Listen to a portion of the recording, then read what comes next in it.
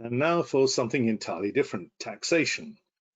The COVID-19 pandemic even, has turned the world upside down in many, many ways. And one of the ways in which it looks likely to turn the world upside down is taxation. And I'm going to talk about some of the ways in which taxation might change. My first task will be to look at the question, will the government increase taxes in order to pay for the pandemic and also for the aftermath of it? And if they are, which taxes are likely to go up and maybe how much? And then finally, I want to look at some of the things that you might consider doing about it in your tax financial planning.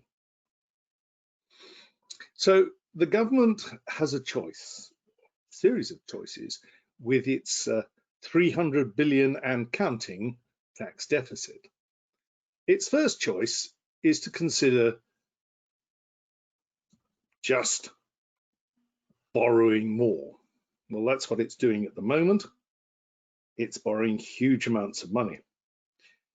We don't know how much it's going to carry on borrowing, but there are some distinct drawbacks and possible dangers with borrowing. One of them is that people who currently hold the pound sterling might want to hold less of it if they feel that the government is getting out of control and is borrowing too much. Another possibility, and again, they're doing quite a lot of this, is to print more money using quantitative easing, QE. But again, it has much the same sorts of problems as one can see with excessive levels of borrowing. A third possibility is that the government decides to cut the planned spending that it's got up its sleeve.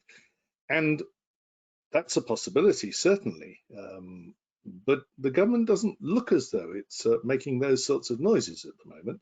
There's lots of questions about levelling up and defending the northern constituencies that have been won. There's certainly a lot of public appetite for spending on the National Health Service and probably things like education as well, and social care and defence. And Brexit is probably not going to come without any extra costs at all. So cutting government expenditure is possible, is probably even likely to some extent, but it's not going to take us all the way there by any means. So that leaves us with increasing taxes.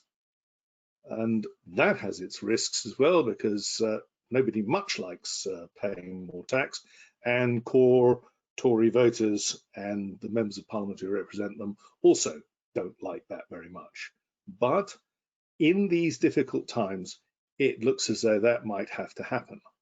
We have to reconcile somehow the conflicting appetites for the public requirement, desire for a Scandinavian-style welfare system and also an expansion of economic activity, with also a parallel desire for a US-level tax burden, which is, they're not really compatible. So we need to do something. Now, we know that the government is going to make some changes about taxation because we've already had quite a lot of hints about that. And we know that there's going to be a mini budget in the summer, in July, in which they're going to be talking about the levels of expenditure that they're going to be looking at for the next year or 2 or 3. And then they're going to be looking in the autumn budget at the ways in which they're going to pay for that. And no doubt, QE and borrowing and spending will all come under the microscope, but there's a very fair chance that tax rises will as well. And we've had already some indications of the fact that tax rises are very much in the air. Firstly, there was an HMRC paper on the 1st of May 2020 called The Direct Effects of Illustrative Tax Changes. And what they did was to show what the likely yields would be from various tax increases, mostly increases. And I'll be referring to those later on in terms of what they might get out of various tax changes. Mr. Sunak, the Chancellor of the Exchequer, has also warned the self-employed people when he was handing out goodies to them earlier on to keep them in business, that national insurance contributions for self-employed people and possibly taxation rules as well might well change to make their situation less advantageous as compared with employees and directors. So that's very much coming down the line for us. And then, of course, there have been an enormous number of press leaks and press speculation about possible tax rises that could take place. And it's just impossible to think that those sorts of articles have come out without people prodding them from, say, the Treasury and HMRC and the government to see what tax rises would receive the most storm of protest about them. They're testing the water. And of course, it does make sense to make any tax changes of an adverse kind to increase taxes at this point in the government's term, early on, so that there's lots of time in which the economy can come good and people will forget about the increases for the next election, which isn't until probably 2024. And there is, of course, something of a precedent for this sort of thing. The COVID-19 pandemic is said to be the worst, most challenging disaster since the war.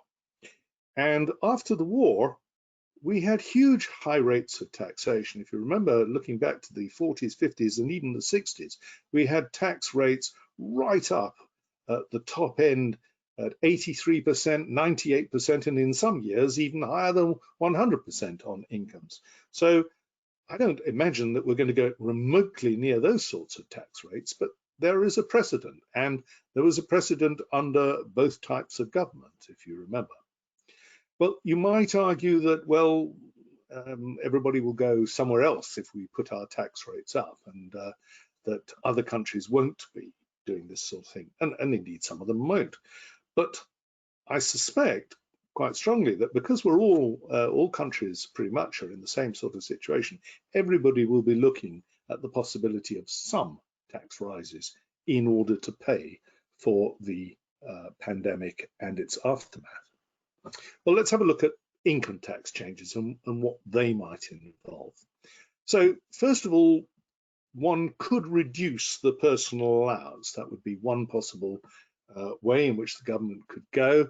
And you can see here that just by taking it down by £10 from its current £12,500 would yield about £730 million. So maybe £100 reduction would yield 10 times that, £7 billion or so. Possibly not, but that's the sort of order of magnitude that we're looking at. So a reduction in the personal allowance is possible, but because it would hit the poorest people most, one suspects that's not going to happen. The 20% basic rate of tax could go up, and that would produce potentially a pretty sizable sum of money, nearly £6 billion a year, just by increasing it by 1p in the pound, 1%, to 21%. And of course, maybe nearer £12 billion if it went up 2%. So that looks like a strong possibility to me, and it would send out a signal that we're all in it together. Another strong possibility, I would suggest, which wouldn't be quite as lucrative for the government, but nevertheless would be a strong runner, I would have thought, would be increasing the 40% higher rate of tax by 1 or 2%. 1% would bring in the government's estimation, about £1.5 billion, maybe 2%, double that amount. 45% tax rate, the very top rate of tax that we pay in this country at the moment on incomes over £150,000, that could go up, but just putting it up even a little bit doesn't produce very much by way of a yield. Now, all these estimates are based on pre-COVID-19 behaviors and situation. So it may well be that it would turn out not to produce quite such a high return. But it's worth looking at if you're interested. It's on the Treasury website. Other possible tax rate changes would include national insurance contributions. These are taxes in all but name. If the employee main rate of national insurance contributions went up by just 1%, that would produce 4.6 billion in HMR's estimation. But the employer rate going up by 1% would produce significantly more at nearly £7 billion. And that would be a very attractive one in some respects, because it's more or less invisible to most people, although you could argue that it would put employers off employing more labour. So that would be one reason why they wouldn't want to pay that one too strongly. A possibility that has been hanging around and much discussed and constantly aired in the papers for several years is to abolish higher rate tax relief on pension inputs. Last time I looked, that was likely to yield about £10 billion, but that was some time ago. It might be more, it might be less now, but it's relatively low-hanging fruit. Strong possibility, I would have thought. Corporation tax rates, well, they froze corporation tax. They didn't take it down to the 17% that they were due to. And if they put that up by 1%, that would produce £3 billion plus. And a possibility, I would have thought, but not a strong one. Capital gains tax, I think a great many people will be worried about. And it's quite possible that the main higher rate would go up. Currently 20% on most assets, 28% on property. Maybe it would all coalesce around 28%. Just putting up the rate of capital gains tax overall by 1% would produce a mere £75 million. So I'm not sure that that would do more than, again, show that we're all in it together, but it might well happen. An inheritance tax, again, not a very high yielding tax. Increasing the rate from 40 to 41% would give them £140 million in their estimation. But again, not a very strong runner and very unpopular with the core base in the Conservative Party. I've then speculated about a number of other possible targets for tax increases, and they would include, in my estimation, something that's been much talked about in the press, and that's extending council tax bans so that expensive houses are and homes generally are taxed in a more equitable way. At the moment, very expensive houses are taxed almost exactly the same as relatively cheap ones, and the rates have not been the bans haven't been changed since the early 90s.